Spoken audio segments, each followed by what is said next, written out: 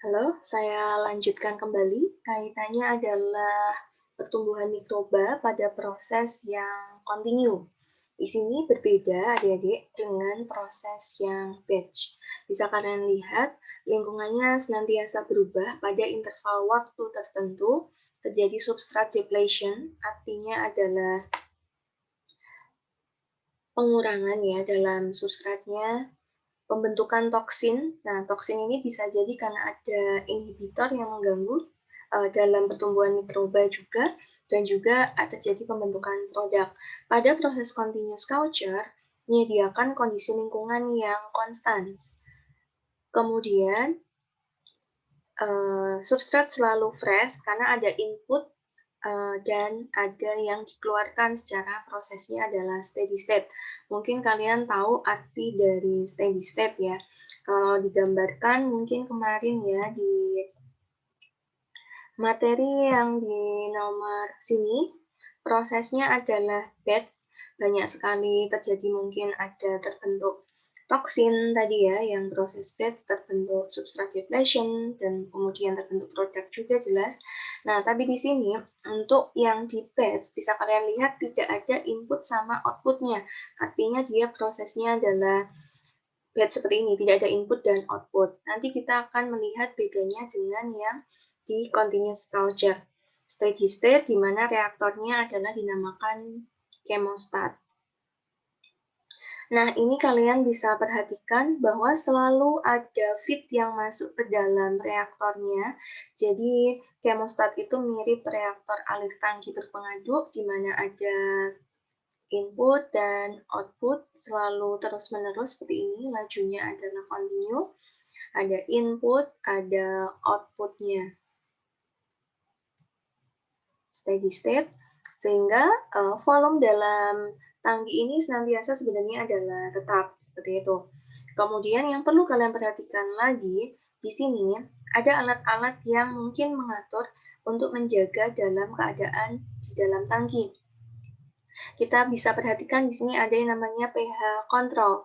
Kaitannya untuk menjaga dari pH, untuk menjaga dari dibikin nyaman kan. Salah satu faktor dalam bioreaktor kan ada yang namanya derajat keasaman atau pH. Kaitannya adalah untuk membuat nyaman dari tempat hidup mikrobanya. Misalnya mikrobanya adalah mikroba yang acidogenesis, berarti pH-nya adalah pH yang asam. Atau pH atau misalnya untuk bakteri-bakteri atau mikroba yang suka hidup di basa, maka perlu ditambahkan senyawa basa untuk mengatur kondisi dalam pH-nya. Di sini ada alat pH kontrolnya. Kemudian kalau misalnya prosesnya PCSTR itu adalah aerob atau membutuhkan udara, oksigen, maka di sini di bagian bawah ada udara yang masuk. Biasanya bentuknya jadinya digelembungkan, dialirinya bentuknya gelembung-gelembung. Kemudian ada untuk lubang kecil ya untuk tempat udara keluar, seperti itu. Yang banyak terjadi mungkin di pengolahan air limbah, karena pengolahan air limbah secara biologi itu biasanya prinsipnya adalah secara aerob, maupun mungkin juga ada yang menerapkan proses yang anaerob. Kemudian di sini ada feed reservoir-nya, bisa kalian lihat ada variabel-variabelnya yang tertulis di sini, ada X0, S0, Fin, jadi ada laju alir dari ininya, yang masuk itu berapa aja, kemudian ada laju alir yang keluarnya, kemudian konsentrasi dari X, konsentrasi dari S yang semula masih 0 dan 0, di sini sudah berubah menjadi konsentrasi X pada di saat dikeluarkan dan S pada saat dikeluarkan, seperti itu. Yang dibentuk produk akhirnya ditampung di dalam tangki, kemudian ini adalah liquid volumenya yang sifatnya adalah tetap, karena yang dimasukkan dan dikeluarkan jumlahnya sama misalnya ya, jadi volume di sini itu senantiasa tetap. Yang masuk dan keluar mungkin bisa jadi beda, tapi maksudnya volumenya ini pasti akan selalu senantiasa dijaga tetap, biasanya seperti itu. Kita lihat langsung ke persamaan neraca massanya. Bisa kalian perhatikan ya, neraca massanya seperti ini, ada yang masuk, ada yang keluar. Kemudian di sini ada gas parjernya, gelembungkan ya kalau misalnya prosesnya aerob seperti itu.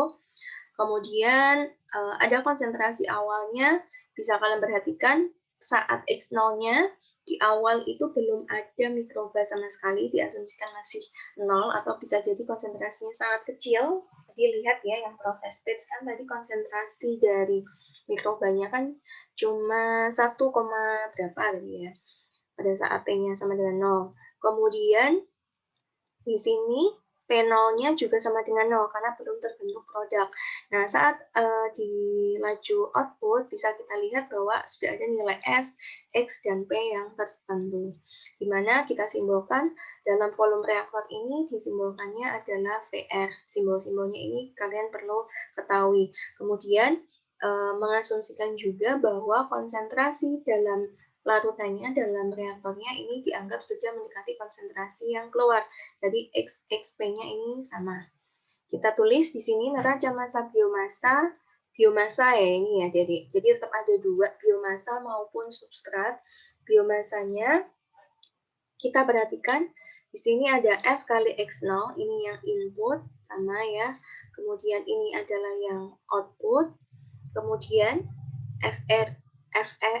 VR kali mu growth dikali X itu adalah kecepatan pertumbuhan mikrobanya, kemudian ini adalah kecepatan decrease-nya atau dead pace-nya ya di sini. Ini adalah kecepatan totalnya ya. Kemudian di sini adalah PR kali dx per dt. Satuannya seperti ini, kalian perhatikan ya.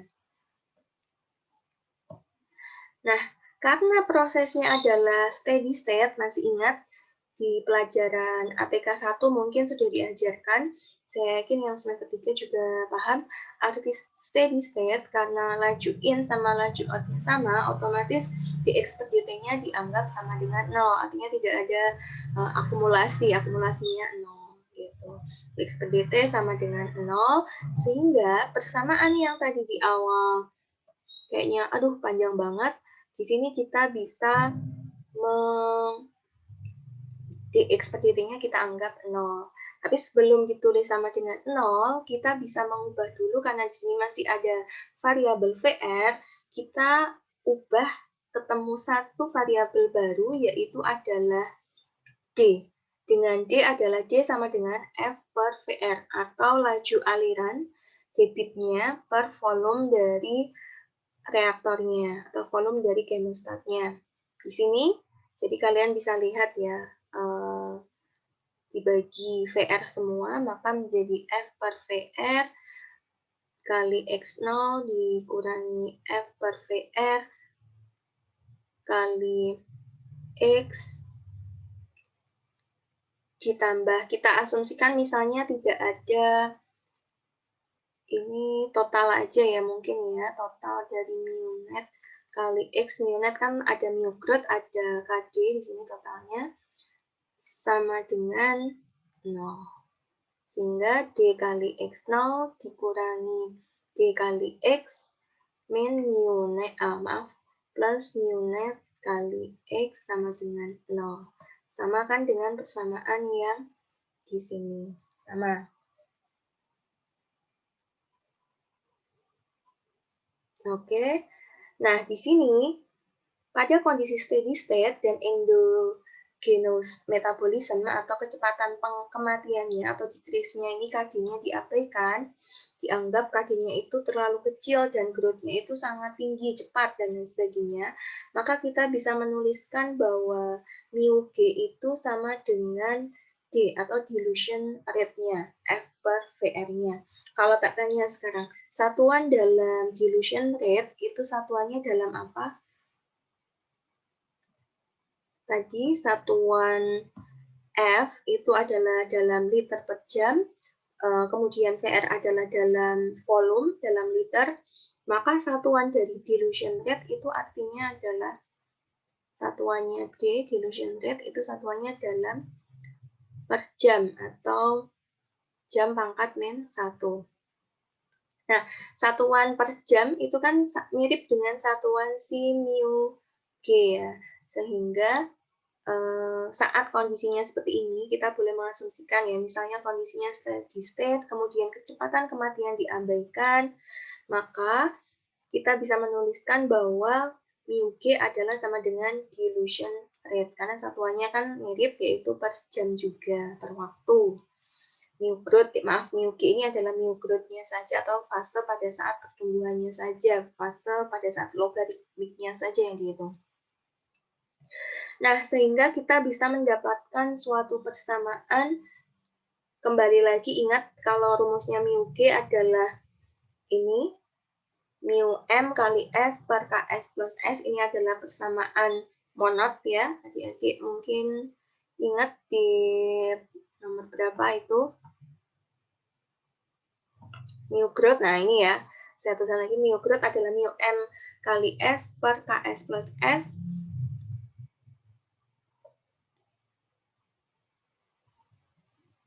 sehingga μ growth sama dengan D, sama dengan μm kali S per Ks plus S, sehingga kita bisa mencari konsentrasi substrat pada saat sudah diketahui nilai Ks dan nilai dilution rate.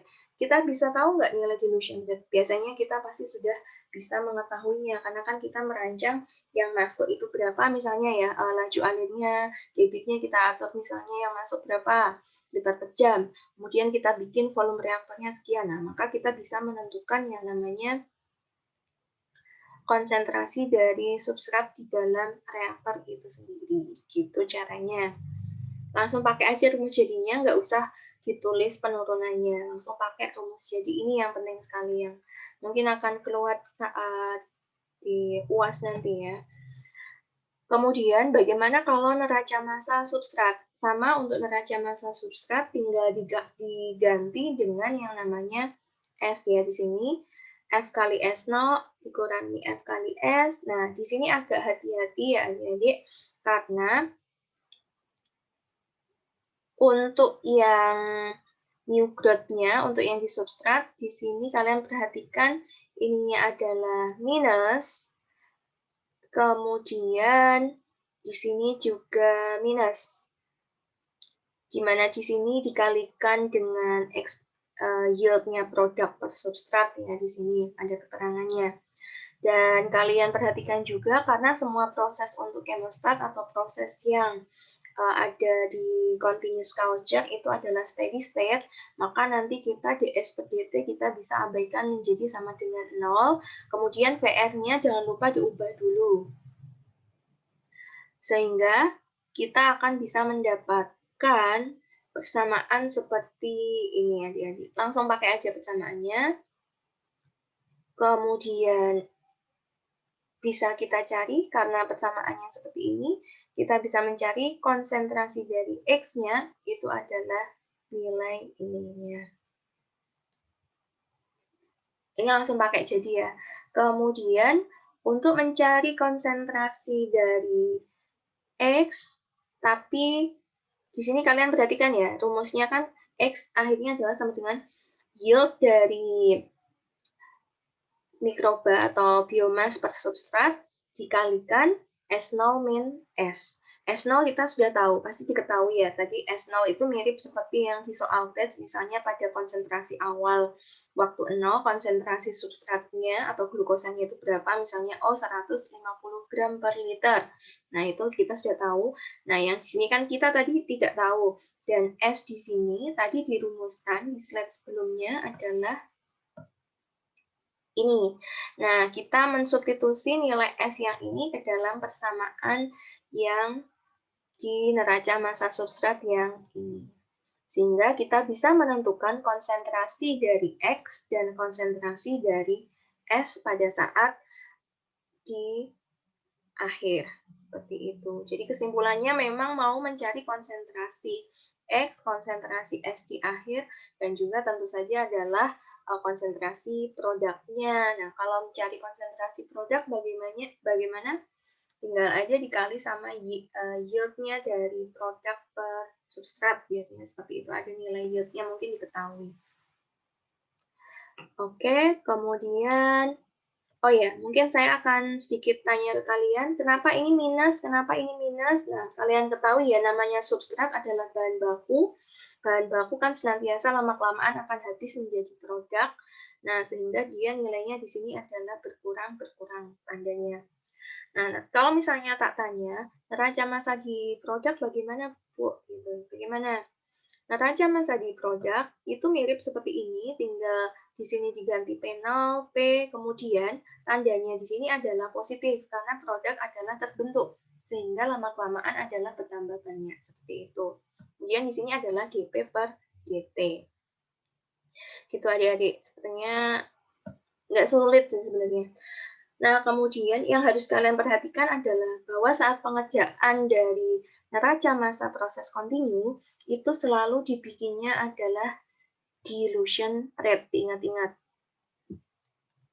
Jadi persamaan yang mulanya adalah ini, laju alirnya, laju alir masuk bahan dan laju alir keluar bahan, itu kita harus ubah dalam dilution rate, yaitu dalam satuan F per PR, seperti ini. Kita harus cari dulu. Jadi kalau besok misalnya di UAS ada soal perhitungan kaitannya adalah proses kontinu, kalian selalu terlebih dahulu cari nilai dilution rate-nya.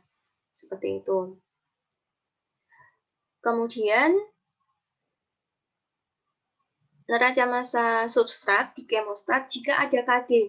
Nah, tadi kan kondisinya, yang untuk yang di slide sebelumnya, ini adalah kondisi neraca substrat di kemostat tanpa KD. Jadi yang prosesnya endogenous proses ya. Endogenous metabolism atau kecepatan kematiannya dapat diabaikan. KD-nya tidak ada. Tapi kalau misalnya ada KD, nah ini agak ribet, adik-adik bisa melihat persamaannya seperti ini. Kemudian dia tidak diabaikan ya, di substratnya tidak diabaikan. Jadi ada plus KD, plus ya kalau ada KD itu ditambah gitu kan. Kemudian persamaan dari yang awalnya kalau nggak ada KD hanya ini, kalau ada KD-nya diketahui, maka kita harus mengalihkan dikali dengan D per D plus KD di sini. Jadi agak sedikit ribet ya sebenarnya seperti itu. Oke. Terus di sini juga ada keterangan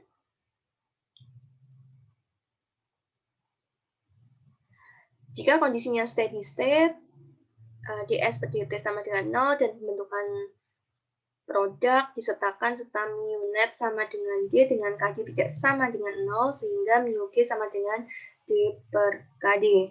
D itu adalah untuk mu growth-nya ya, mu net itu D-nya, mu G-nya itu totalnya adalah D plus KD. Kita ingat-ingat dulu kembali, mungkin saya ikut mengingat kembali. Nah, ini ya, bahwa mu net itu adalah mu growth ditambah mu D gitu ya, atau ditambah KD. Mu G itu pada fase logaritmik atau fase pertumbuhannya yang ekstrimnya, kalau KD pada fase yang dead phase-nya.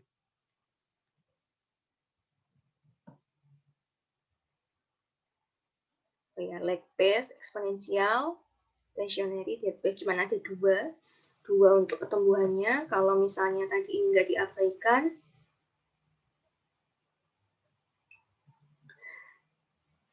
tadi kan ini ya, unit. Oke. Kalau KD-nya diabaikan, berarti mu G sama dengan D tadi ya. Oke.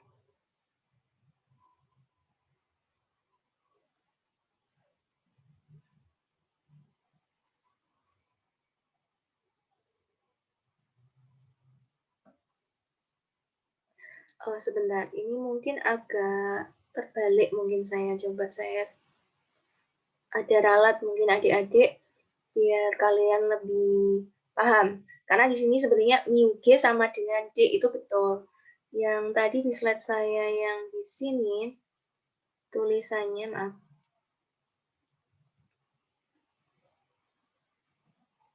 Mu G ya, ini mu net. Mu net itu maksudnya adalah konstantanya itu yang total pertumbuhannya baik dari fase growth-nya dan fase decrease-nya. Ini juga kurang tepat ya. Terbalik ini saya. Oke, karena D adalah sama dengan mu G-nya. Oke. Nah, mungkin saya nggak akan mengeluarkan soal. Jujur aja mungkin kalian mengerjakan ini juga akan bingung. Saya lebih suka mengeluarkan saat KG-nya diabaikan biasanya. Jadi yang langsung pengerjaan seperti ini. Gitu. Karena seperti tadi ya, penjelasannya adalah kita menganggap bahwa fase pada saat fase dead phase-nya itu kecepatannya atau KD-nya atau mu nya ya, atau KD-nya itu sangat kecil dibandingkan mu growth-nya gitu. Mu growth-nya sangat besar dibandingkan KD, sehingga bisa kita abaikan. Saya lebih suka pemakaian asumsi yang ini. Oke, kita lanjutkan. Mungkin ada contoh soalnya. Nah, ini adalah profilnya. Profilnya bisa kalian perhatikan dengan dilution rate di sini ya. Bisa kalian perhatikan ini per waktu. Kemudian kalian perhatikan bahwa sel yang mulanya nggak ada, kemudian menjadi naik, hingga akhirnya turun, ada dead phase-nya. Kemudian ini ada produknya, ada juga substratnya. Nah, yang menarik ini ada DP ya. DP itu apakah produk samping? Mungkin saya kurang tahu ya yang di sininya ya. Oke, kita lanjut. Nah, di sini ada pelajari example 6.4 jika nilai KD ada dan nilai dan 6.5. Nah, ini adalah di buku Suler Kargi, tolong nanti dicek karena ini adalah pertemuan terakhir kita.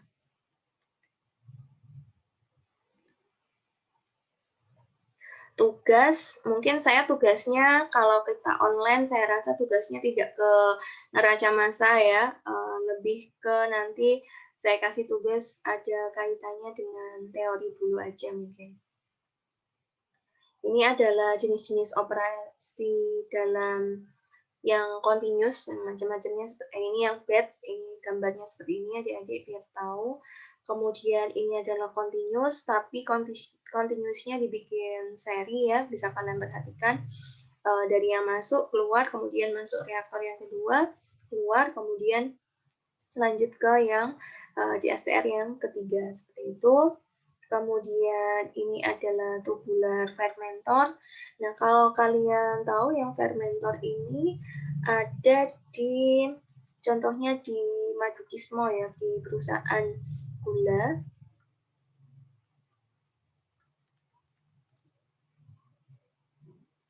Itu di Yogyakarta, ini Madukismo ini di Jogja. Itu pakainya juga fermentor untuk reaktornya. Kemudian kalau untuk fluidus bed fermentor, saya rasa masih jarang sih pakai fluidus bed ya. Gitu. Kemudian ini adalah beberapa metodenya. Kalau dalam CSTR untuk retaining-nya atau pengambilannya ya kalau nggak salah ya. Nah, ini ada ultrafilter, pakainya untuk ngambilnya ada, jadi mungkin jenis filternya, alat penyaring atau untuk mengambil produk yang diinginkannya itu khusus, tapi juga ada yang pengambilannya screen biasa. Kalau screen itu biasanya lebih untuk masih untuk ini ya, yang biasanya untuk yang kayak bar screen, partikelnya masih yang ukuran agak besar itu di sini. Kemudian yang ketiga ada jenis pengambilannya, di sini outputnya bisa kalian lihat masih dimasukkan ke dalam packed bed reaktor atau reaktor bahan isian. bahan isiannya itu biasanya ada diisi seperti apa ya istilahnya, bola-bola gitu sih. Tapi ini backpack reaktornya beda ya sama yang misalnya jenis yang kalian pelajari di, mata kuliah operasi perpindahan massa mungkin ya belajar absorber ataupun yang absorber, stripper. Nah, itu beda bahan isiannya ya, jenisnya. Kemudian ini adalah beberapa series, ini juga nggak saya keluarkan ya. Jadi ini untuk misalnya saat disusunnya secara seri, ada reaktor 1, ada reaktor 2. Kemudian ini adalah untuk yang plug flow reaktor. Kalau kalian perhatikan plug flow reaktor itu biasanya disusunnya bentuknya adalah horizontal. Kalau tadi kalian perhatikan rata-rata penyusunannya adalah secara vertikal. Kalau yang CSTR yang ada pengaduknya untuk memudahkan reaksinya agar homogen. Tapi kalau yang plug flow itu biasanya kita artikan adalah reaktor alir pipa kalau di Indonesia kan. Nah, itu biasanya disusunnya adalah secara memanjang seperti ini. Kemudian ini coba dipelajari sendiri, tidak saya ajarkan aja sih yang bagian ini. Mungkin saya ambil contoh soal ya biar kalian paham untuk perhitungan yang neraca massa secara kontinu. Baik, saya akan coba memperlihatkan ke kalian. Nah, ini dulu saya keluarkan saat UAS ke mahasiswa sebelumnya. Nggak apa-apa, mungkin karena keterbatasan dari metode pembelajaran online seperti ini, tidak ada salahnya saya kasih lihat cara menjawab yang betul kaitannya untuk yang proses kontinu dalam pertumbuhan mikroba. Kita baca dulu soalnya. Misalnya ini ya, contoh soalnya yang di Chemostat. Limbah industri tapioka masih mengandung pati terlarut sebanyak 25 gram per liter. Jadi kalau kalian bisa baca di sini, kalian langsung tahu, oh 25 gram per liter itu adalah S0-nya.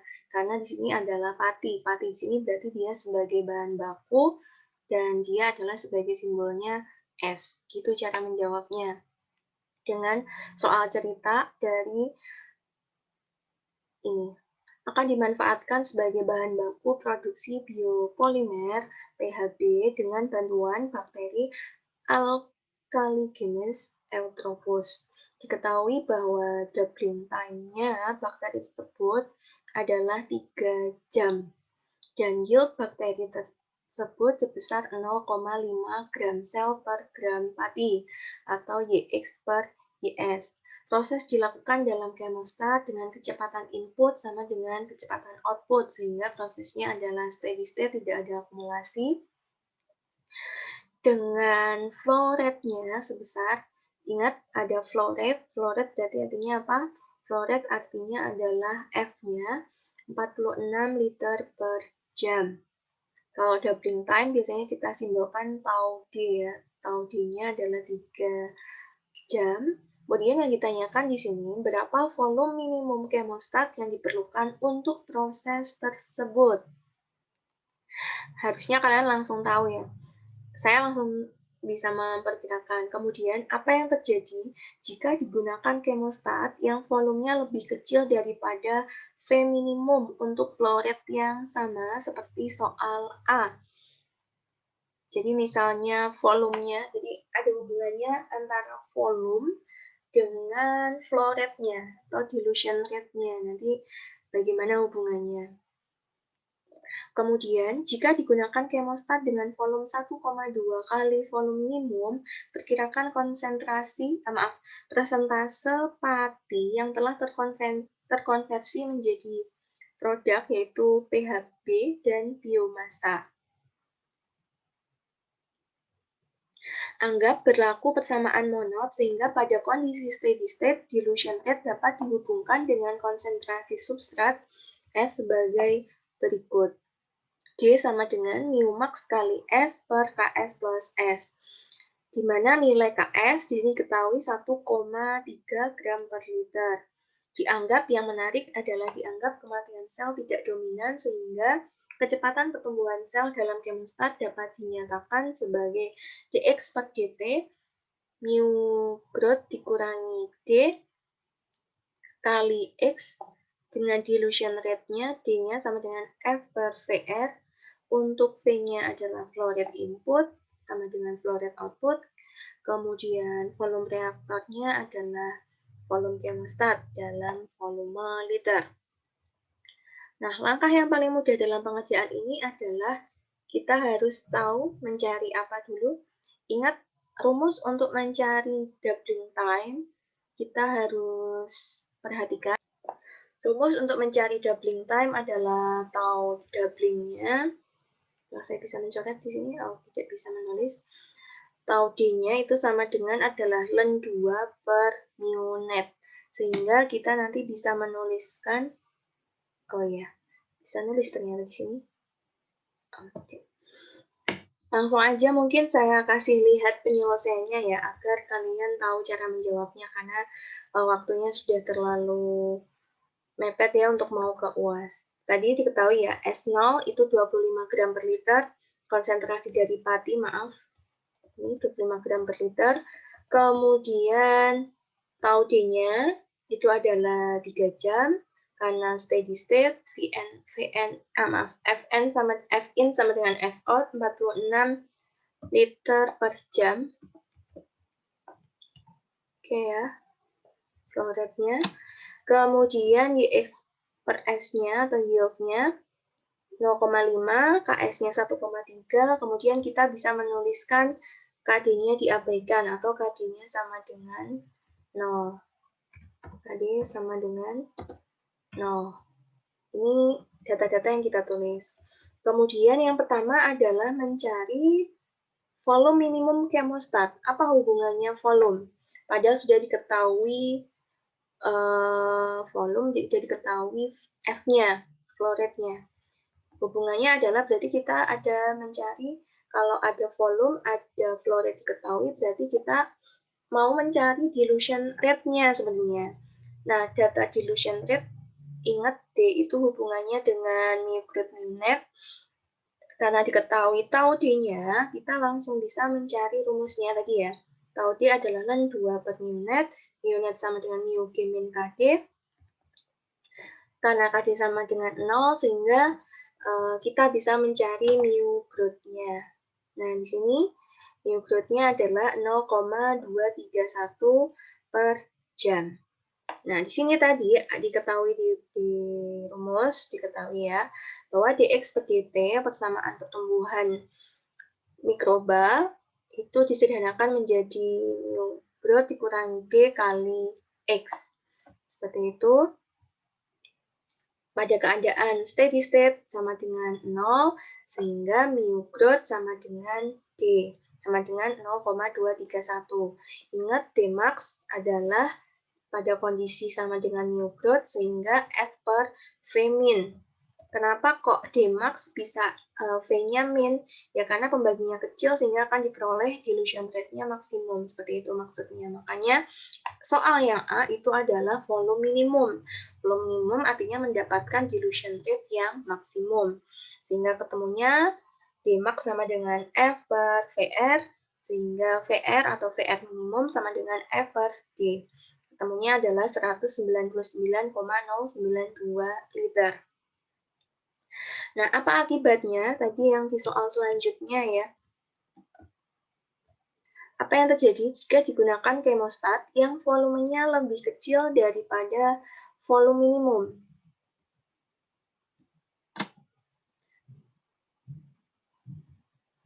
Kalau terlalu kecil, otomatis dari Dmax yang diinginkan ini, itu Dmax-nya kan sangat besar.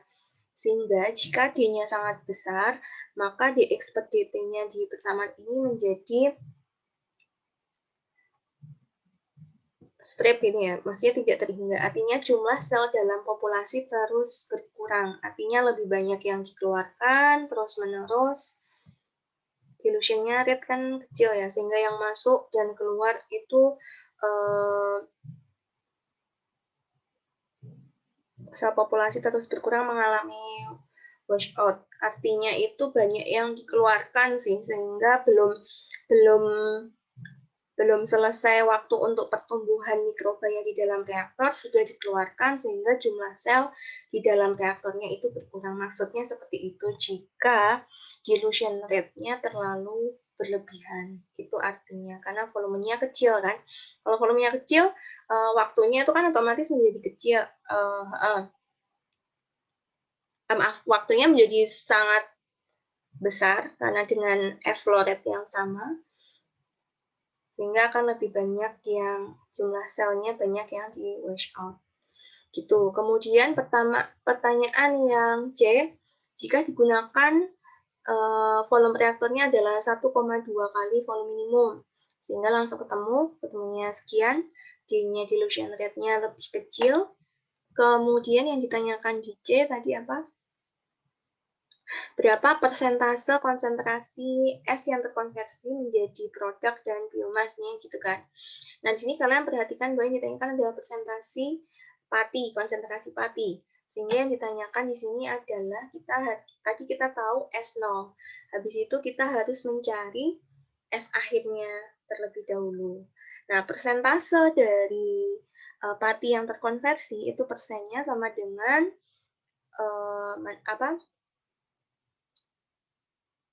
S0 dikurangi S akhir per S0 kali 100%. Itu rumusnya.